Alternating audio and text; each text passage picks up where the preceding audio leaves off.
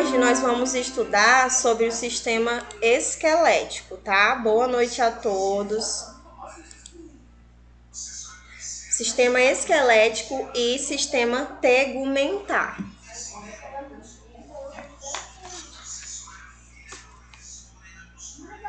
Só confirmar se eu coloquei para gravar? Já.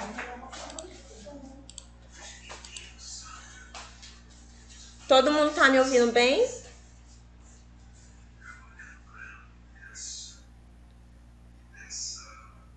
Tá, ok. Vamos começar. O nosso sistema esquelético, ele é constituído pelos nossos ossos. Tanto pelos nossos ossos, como as cartilagens e os ligamentos, né? Tudo isso constitui o nosso sistema esquelético. O nosso esqueleto, ele tem a responsabilidade de sustentar e dar forma ao nosso corpo, né? E a gente vai ver também sobre as funções do nosso esquelético. Antes da gente iniciar as doenças, a gente relembra sempre a anatomia, né? Tanto do sistema esquelético quanto do sistema tegumentar, que a gente vai ver hoje ainda, tá bom? Quais são as funções do nosso esqueleto, né? A primeira função, ele fornece proteção para os nossos órgãos vitais. Por exemplo, a nossa caixa torácica, ela protege o nosso coração e os nossos pulmões. Ele também sustenta as estruturas do nosso corpo, né? Ele dá suporte para os nossos tecidos moles, como, por exemplo, a medula óssea, que fica localizada no interior do nosso osso. Ele também é responsável pela nossa mobilidade, né? Pois nós sabemos que a maioria dos músculos, dos nossos músculos, eles se fixam aos nossos ossos, e quando esse músculo se contrai, eles se tracionam e fazem com que a gente realize o movimento, né? Então, é por conta do nosso esqueleto, com as articulações, que a gente tem a questão da mobilidade, da movimentação. E ele também é um reservatório para as nossas células sanguíneas imaturas e os minerais essenciais. Nós sabemos, né, que o cálcio e o fósforo, eles são armazenados, principalmente a maior parte do cálcio é armazenada no nosso esqueleto. E conforme nós vamos necessitando, ele vai sendo liberado na nossa corrente sanguínea. Então, os nossos músculos e tendões, eles mantêm os nossos ossos unidos, e as nossas articulações fazem com que ocorra a nossa movimentação. Então, essas são as funções do nosso esqueleto. Fornece proteção, sustentação, mobilidade, e ele também atua como um reservatório, né, para esses minerais, como o cálcio, enfim. Aqui nós temos a estrutura do osso. Nós temos a parte que é esponjosa, né? Vocês viram isso em anatomia, mas vamos revisar. Os vasos sanguíneos, a medula óssea amarela, a cartilagem e o periósteo. Como que funciona? Quais são as camadas do nosso osso? O periósteo, né, é a camada mais externa, sendo uma membrana fina e fibrosa, que é um tecido conjuntivo denso. Esse tecido, ele envolve o nosso osso, exceto nas regiões das articulações e no periósteo, que inserem os músculos e tendões. O osso compacto é composto de cálcio, fósforo e fibras de colágeno, que dão resistência ao nosso osso. Essa parte, né, o osso compacto, é a parte mais rígida do nosso osso e é formado por pequenos canais que circulam nervos e vasos. Entre esses canais estão os espaços que se encontram os osteócitos. O nosso osso, ele também é esponjoso, né? Tem a camada esponjosa. Essa camada, ela é a menos densa, e em alguns ossos essa estrutura ela está presente e pode conter medula óssea. O canal medular é a cavidade onde se encontra a medula óssea e geralmente está presente nos ossos longos. E a medula óssea vermelha é o tecido sanguíneo que produz células sanguíneas, mas em alguns ossos deixa de existir e há somente medula amarela, tecido adiposo, que armazena gordura, tá? Então, essa é a estrutura do nosso osso. Ele tem tecido esponjoso, ele é compacto, ele tem canal medular e e fica também armazenada a medula óssea. A nossa postura, ela é uma curvatura normal da coluna vertebral, é convexa da porção torácica e côncava através das porções cervical e lombar. Então, essa aqui é a nossa coluna, né? Ela é dividida em cervical, dorsal e lombar. A nossa postura, nós temos algumas deformidades em relação à nossa postura. Vamos relembrar, né? A escoliose, ela é como se fosse uma coluna em formato de S. O paciente ele anda bem torto mesmo. A cifose, ela é como se fosse uma má postura, aquele paciente que anda encurvado. E a lordose, a coluna ela já é também em formato de S, só que ela deixa o paciente, como que eu posso falar? Tem essa curvatura aqui bem na lombar mesmo, tá? Bunda para trás e barriga para frente. Isso. Obrigada. Agora a gente vai falar das principais doenças, né, do nosso do nosso sistema esquelético. Vamos começar falando, né, da osteoporose. O que seria a osteoporose? Ela é uma condição metabólica que se caracteriza pela diminuição progressiva da densidade óssea e aumento dos riscos de fratura. O nosso osso ele fica fraco, né, na osteoporose, à medida em que vai progredindo. E geralmente essa condição ela atinge mais as mulheres na menopausa, né? Que já tem algumas deficiências hormonais, como os baixos níveis de estrogênio, a menopausa, ou então ela também costuma atingir as mulheres que passam por remoção cirúrgica dos ovários, né? Que retiram os ovários. Para entender o que acontece, é preciso lembrar que os ossos eles são compostos de uma matriz na qual se depositam complexos e minerais como o cálcio. Então, vai ocorrer uma deficiência de cálcio. Os ossos eles vão ficar mais frágeis, tá? Na osteoporose.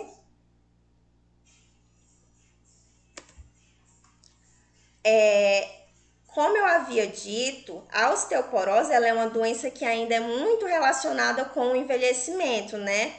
E algumas causas devem ser consideradas como histórico familiar da doença, né? Pacientes que os pais, a mãe principalmente, teve a doença, tem mais possibilidade de adquirir. Peraí, só um pouquinho, que acho que alguém mandou mensagem. Depois a gente conversa, tá, Elisângela? Sobre a tua prova. No final da aula a gente conversa direitinho. Tu pode mandar mensagem no meu privado, tá bom?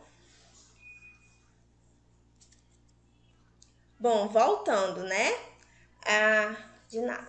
A gente viu, né, que é uma doença que geralmente vai acometer mulheres que estão entrando na menopausa ou mulheres que passaram por cirurgia de retirada de ovários. Por conta que vão ter deficiência no hormônio, no estrogênio, na progesterona. E ela comete mais essas mulheres e é também relacionada ao envelhecimento. A osteoporose ela também acomete mais pessoas de pele branca, baixas e magras. Por que pessoas de pele branca, né? Porque, assim, geralmente as pessoas de pele branca, elas têm um menor nível de vitamina D, né? Que é encontrado na melanina, né? Então elas têm menos melanina, então elas são mais propensas a desenvolver osteoporose. Nos asiáticos também, na deficiência da produção de hormônios, que seria no caso das mulheres, né? Não quer dizer que não acometa homens, tá? Também acomete homens que têm problemas na produção da testosterona, por exemplo. Medicamentos à base de cortisona, heparina e no tratamento da epilepsia. Uma alimentação, né, deficiente em vitamina D e cálcio, como eu havia dito, né? O cálcio, ele é o que mantém os nossos ossos mais fortes e a vitamina D está relacionada com a nossa melanina, né? A baixa exposição à luz solar, imobilização e repousos prolongados, sedentarismo, tabagismo, consumo de álcool e certos tipos de cânceres. algumas doenças reumatológicas, endócrinas e hepáticas. Então, essas são algumas das causas da osteoporose. Essa doença, pessoal, ela é bem silenciosa, a osteoporose, né?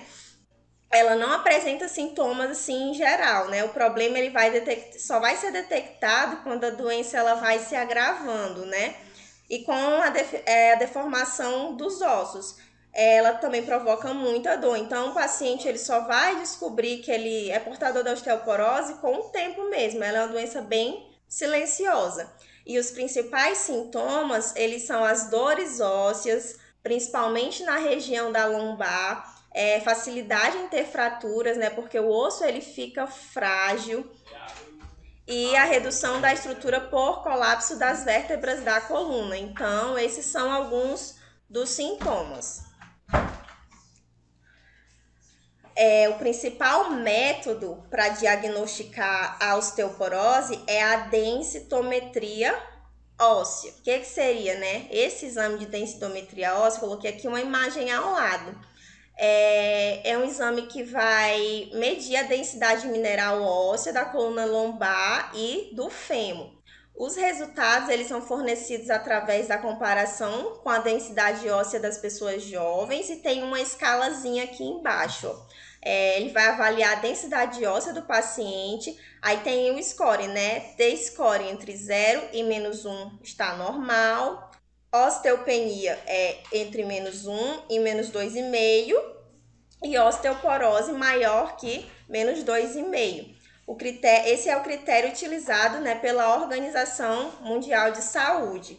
Esse exame ele é bem simples, ele não causa dor ao paciente. O paciente ele vai ficar deitado, né, sobre essa mesa e vai vir um laserzinho através desse aparelho de densitometria. A radiação também, ela é menor nesse exame aqui, tá? Ele é bem menor do que no raio-x convencional. E também, pessoal, tem que ser avaliado no mínimo 2 ossos para poder dar um diagnóstico.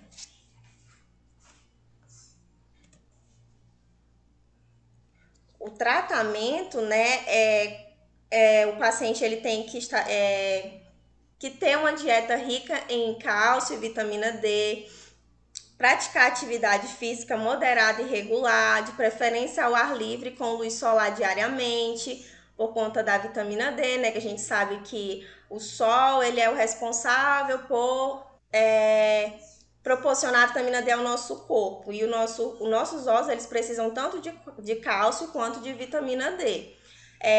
A boa mecânica corporal, ter uma boa postura, abolir o uso do café, do fumo e álcool, terapia de reposição de estrogênio e progesterona, né, para as mulheres que estão após a menopausa, que a gente viu, né, que um dos fatores de risco seria a menopausa por conta da diminuição brusca desses hormônios. No domicílio, deve orientar ao uso do colchão firme para melhorar as dores nas costas, né, porque essa doença ela costuma causar muita dor, compressas quentes, massagens leves. Também é necessário retirar os objetos potencialmente perigosos que possam levar à fratura, pois o osso frágil ele tem mais facilidade em fraturar, né, em romper, como por exemplo os tapetes, animais de estimação no caminho e etc. Nós devemos orientar o paciente a criar um ambiente tranquilo e seguro, né, com escadaria que seja bem iluminado. Enfim, esses são alguns dos cuidados que a gente tem que estar orientando o paciente que tem osteoporose. Agora vamos falar um pouquinho sobre a osteomielite, quase não sai. Ela é um nome, né, que se dá à infecção do osso. Geralmente é causada por bactérias, mas também pode ser provocada por fungo ou vírus. Ou seja, ela é uma infecção no nosso osso, que pode ser causada tanto por bactérias, fungos ou vírus. Na grande maioria, o agente patológico ele é bactéria, tá? No caso seria um Staphylococcus aureus, né? É uma bactéria que pode se instalar no nosso osso.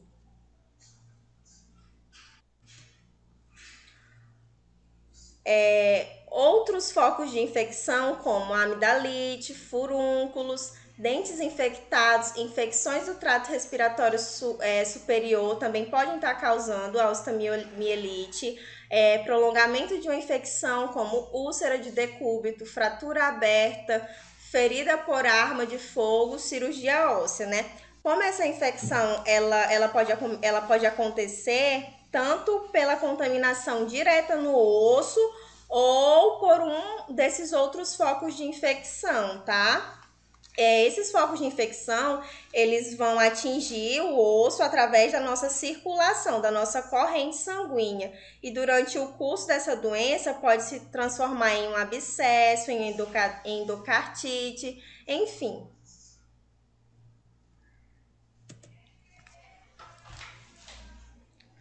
O paciente que tem osteomielite, ele sente calafrios, a temperatura dele ela sobe, o coração dele ele passa a bater mais acelerado, tem taquicardia e um mal-estar em geral, né? Que seriam os sintomas de septicemia. Ele sente muita dor contínua e ela é pulsátil, que se intensifica com o movimento devido à pressão do pus acumulado. Eles também com os pacientes que têm osteomielite crônica, eles também apresentam uma fístula que é drenada continuamente. Olha como fica a osteomielite, né? E a região ela também fica hiperemiada, demasiada e sensível ao toque. Repetir. Como que é feito o diagnóstico, né? O paciente ele vai fazer um raio-x do osso acometido. Também é solicitado exames de sangue para verificar como que estão os leucócitos devido à infecção, né, que essa doença causa. A cultura de secreção do abscesso e a hemocultura. Lembrando que a hemocultura ela é um exame que tem o objetivo de identificar qual é o patógeno, qual seria a bactéria, né? Que está causando a infecção. E outro exame também que é utilizado é a cintilografia óssea, que também é um exame de imagem, né? Um exame mais diferente dos exames radiológicos. Esse paciente ele também recebe uma baixa carga de radiação, tá?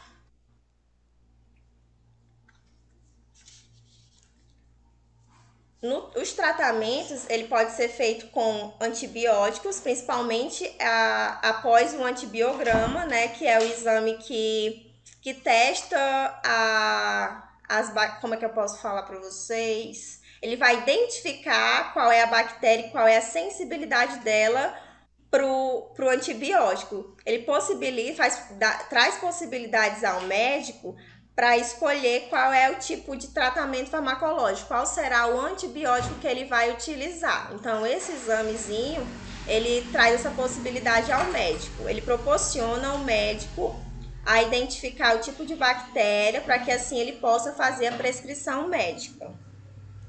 E também pode ser feita cirurgia para drenar o abscesso ou tecido necrosado, ficando com irrigação contínua com soro fisiológico por aproximadamente uma semana. Então, esses são os tratamentos.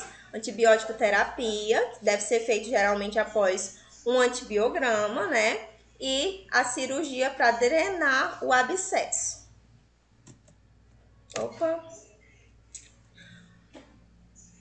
Quais são os cuidados que nós devemos ter, né? Nós devemos manter o paciente em repouso com o membro elevado, se possível, porque a gente sabe que o membro elevado, ele facilita o retorno venoso, né? A circulação. E ele também reduz os edemas e a dor, né? Fazer compressa com soro fisiológico morno também ajuda na circulação e no alívio da dor.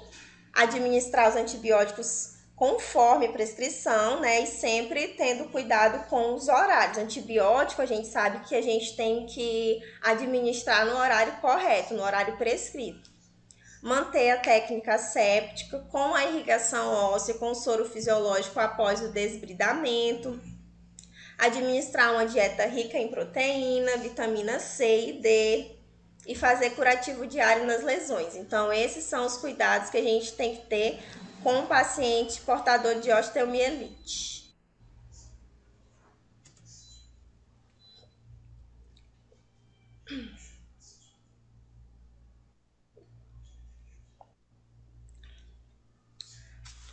Agora a gente vai falar sobre o nosso sistema tegumentar, né? O que seria, né? O nosso sistema tegumentar, ele é composto pelas camadas, né? A epiderme, que é a camada mais superficial da nossa pele, é a derme, né? E o tecido subcutâneo, que é hipoderme. E esse sistema, ele é um conjunto, né, dessas estruturas que formam o revestimento externo dos seres vivos. Nós temos aqui essa imagem que mostra, né, a epiderme, a derme, a hipoderme e os anexos da nossa pele.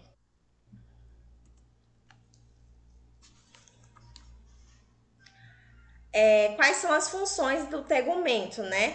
Ele envolve, protege os nossos tecidos do corpo, ele atua como uma barreira, né, para impedir a entrada de patógenos, ele evita que o nosso organismo desidrate, controla a nossa temperatura corporal, protegendo contra as mudanças bruscas de temperatura, participa da eliminação dos resíduos, agindo como sistema excretor e atua na relação do corpo com o meio externo através dos sentidos, trabalhando em conjunto com o nosso sistema nervoso, armazena água, gordura e nas células, tá? Então, essas são as funções do nosso sistema tegumentar, né? Como que é a epiderme? A epiderme, coloquei essa anatomia da epiderme. Ela é constituída de tecido epitelial, cujas células apresentam diferentes formatos e funções. Ela é originada, pessoal, a epiderme na camada basal e se move para cima, tornando-se mais achatada. A epiderme, ela é a camada mais superficial da nossa pele, tá?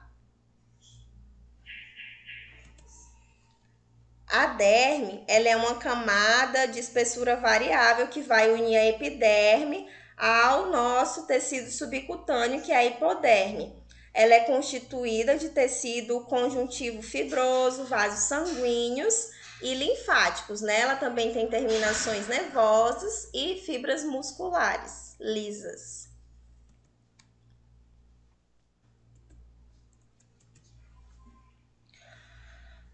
Os apêndices, os anexos da nossa pele, né? Quais são os anexos, né? Unhas, cabelos e pelos, né? As nossas unhas, elas têm as placas de queratina, né? E elas ficam localizadas nas pontas dos nossos dedos e nos ajudam a agarrar os objetos.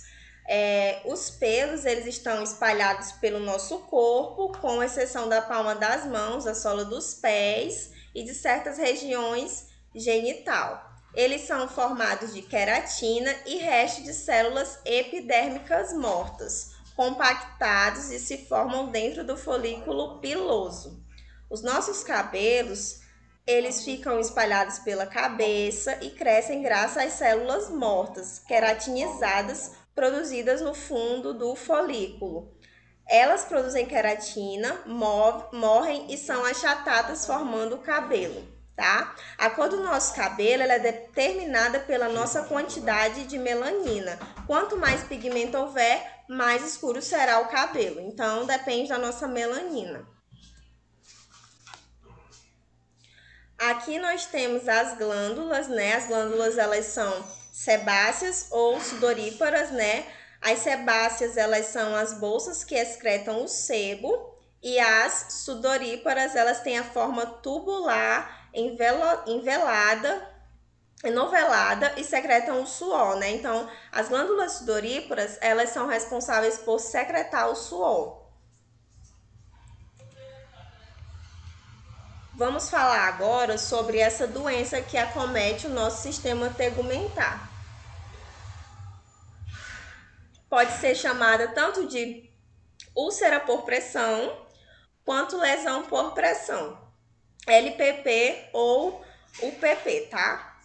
O que seria, né, a úlcera por pressão? É uma lesão, né, na nossa pele e no tecido subjacente, resultante da pressão prolongada sobre a pele. Nessa imagem, eu coloquei aqui as regiões que são mais comuns ter lesão por pressão, né?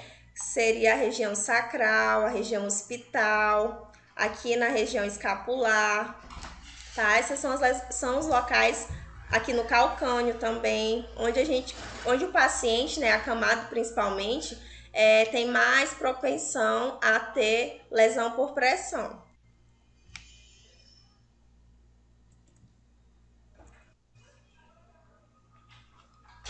As fases do nosso processo de cicatrização, né? Nós temos a inflamatória, a proliferativa, a fase de maturação e a remodelação. A fase inflamatória ela vai durar aproximadamente de 48 a 72 horas. E ela caracteriza-se também por aparecimento de sinais flogísticos, presença de sinais flogísticos. Seria nessa imagenzinha aqui, né? O que seriam os sinais flogísticos? Dor, calor, rubor, edema, tá? Então, na fase inflamatória, você vai encontrar presença de sinais flogísticos. Na fase proliferativa, ela dura mais ou menos 12 a 14 dias. Ela vai ocorrer a formação de novos vasos, aqui seria a fase proliferativa, tá? A produção de colágeno nos jovens, e a cicatrização ela vai ter um aspecto avermelhado, vai ter tecido de granulação, tá? No caso seria essa aqui. E na fase de maturação pode durar mais de meses a anos. Nessa fase vai ocorrer a reorganização do nosso colágeno, que adquire maior tônus e a cicatriz ela vai sumir praticamente, vai ficar aparecendo com a pele mesmo, tá? Então são esses 3 tipos de fase de cicatrização: inflamatória, proliferativa, fase de maturação e remodelação. E a gente sabe, né, que o que pode ocasionar as úlceras por pressão é o paciente ele ficar muito tempo numa posição, né? Por isso que é importante a gente fazer sempre a mudança de decúbito do paciente, né? Tá sempre posicionando ele colocando ele em outras posições, né? Também pode ser feito os conchins, né? Quais são os fatores de risco intrínsecos, né? A força de cisalhamento, ou seja, quando o paciente escorrega da cama, ocorre o rompimento dos capilares. A fricção, que é quando duas superfícies entram em atrito, o paciente arrastado da cama. As condições inadequadas do colchão, as condições inadequadas da roupa de cama, a higiene corporal inadequada, a técnica de curativo insuficiente ou mal feita. E também, né, a gente sabe que as preeminências ósseas, emagrecimento, tudo isso pode levar um paciente a adquirir úlcera por pressão. Coloquei aqui para vocês nessa imagem, né, os locais onde pode ocorrer: no malelo, trocânter, no joelho. Os mais comuns que vocês vão observar, principalmente quando vocês forem para estágio, de pacientes acamados na região sacral, no calcâneo, na região occipital. É bem comum a gente observar, tá?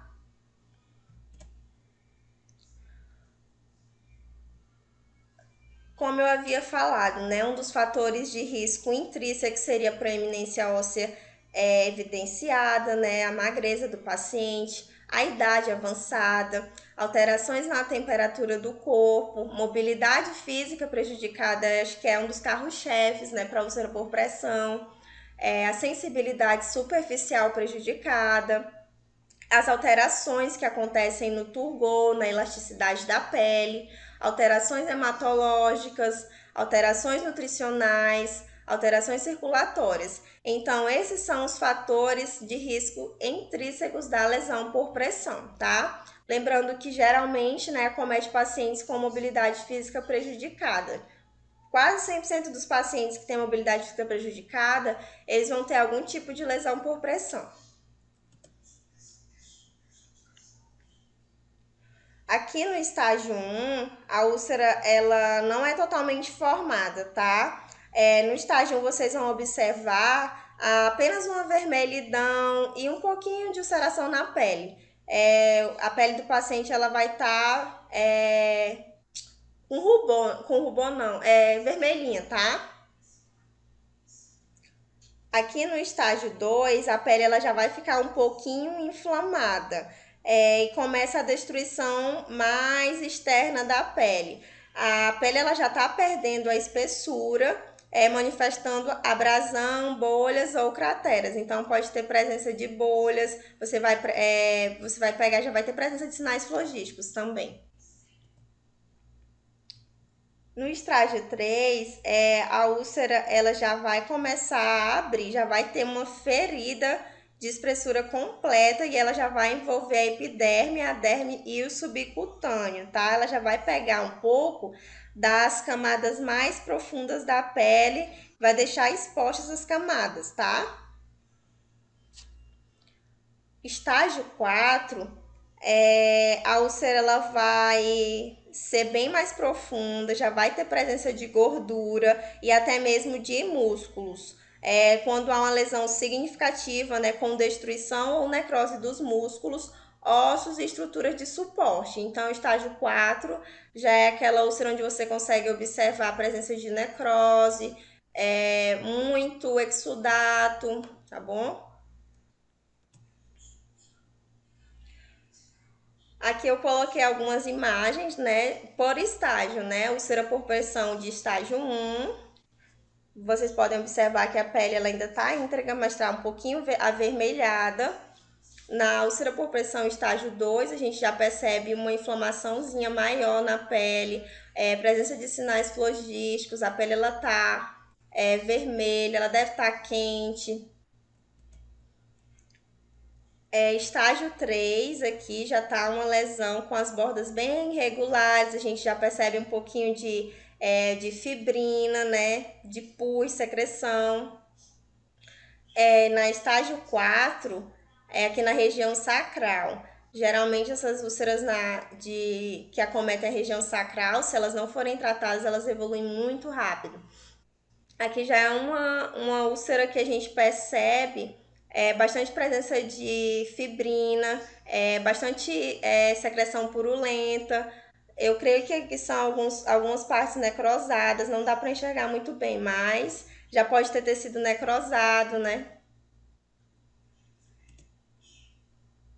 E como que a gente tem que cuidar, né, do paciente? A gente sabe que a gente sempre fala de fazer a mudança de decúbito do paciente, né? A cada 2 horas a gente tem que fazer sempre aquela mudancinha de decúbito. Outra coisa que é muito importante é avaliar, né, a úlcera, principalmente na admissão do paciente. O paciente ele vai ser admitido e aí a gente já vai avaliando a úlcera. Reavaliar diariamente também o desenvolvimento, como que está aquela úlcera, alguns pacientes, quando eles autorizam, a gente pode até fotografar para poder verificar direitinho como que foi a evolução da úlcera com o curativo. Nós também temos que fazer inspeção diária da pele, né? Principalmente dos pacientes acamados, manutenção do paciente seco e sempre, gente, hidratar a pele do paciente. A gente tem que fazer massagem de hidratação, de retorno venoso, otimizar a nutrição e a hidratação e minimizar a pressão, tá? Então, esses são alguns cuidados que a gente tem que ter com pacientes com lesão. Vocês têm alguma dúvida sobre a aula de hoje? Deixa eu ver aqui se vocês participaram. Como assim? Pode sim colocar a atadura enrolada nos pés. A gente pode estar fazendo também aqueles conchins para poder colocar, principalmente perto das proeminências ósseas, tá? Nos pés, nos braços. Não esquecer, né, também de estar fazendo a mudança de decúbito do paciente. Vocês têm alguma dúvida sobre a aula, gente?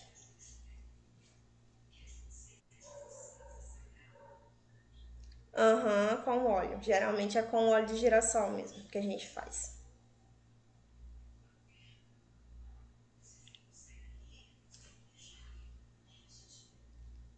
Isso mesmo, Tatiana.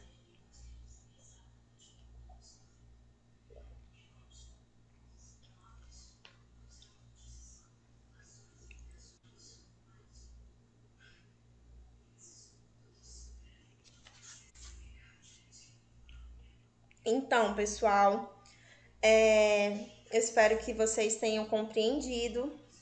Vi que foi bem rápido, né, a aula hoje. A gente falou só sobre úlcera por pressão, osteomielite e osteoporose. Qualquer dúvida que vocês tiverem, vocês podem estar mandando para mim mensagem no privado, eu vou responder vocês, tá? Vou mandar também para vocês o material da aula de hoje e vou mandar o cronograma, né? Que vocês, acho que quem tá desde o início da aula percebeu, né, que a gente diminuiu um dia da disciplina, né? Que eu tinha errado o cronograma, mas eu vou mandar para vocês, não influenciou em nada. Amanhã eu vou passar o trabalho para vocês e eu vou estar recebendo até segunda-feira os dois trabalhos, tanto o estudo dirigido quanto a pesquisa, tá bom? Quem já me enviou, ok. Aí eu entrego para vocês as notas. Eu vou entregar junto com a prova, tá? Para vocês. Boa noite a todos.